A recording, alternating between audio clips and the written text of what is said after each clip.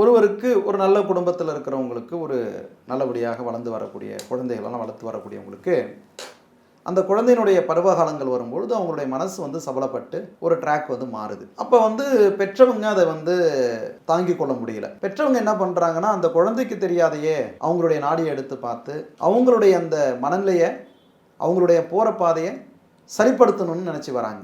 இப்போ அதாவது வந்து அவங்க சரிப்படுத்தணும்னு வரும்பொழுது அது உங்களை உலையை எடுத்து நம்ம எல்லாம் பார்த்து அவங்க வழி தவறி போகக்கூடிய நிலையை வந்து நம்ம வந்து மாற்றிட்டோம்.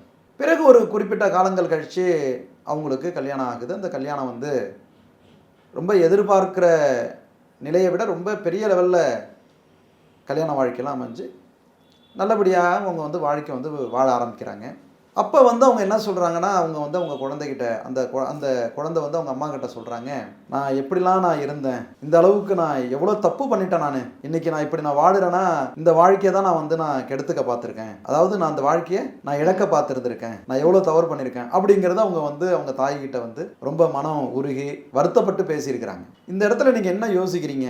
அப்போ அவங்களுடைய கர்ம வினையை நம்ம வந்து சரி பண்ணும் பொழுது அவங்க சரியான பாதைக்கு போயிடுறாங்க, சரியான வாழ்க்கை முறையை அவங்க பயணிக்கிறாங்க. அவங்களும் அவங்க தவற உணர்றாங்க, பெற்றவங்களும் மகரிஷிக்கு வந்து நன்றி சொன்னாங்க.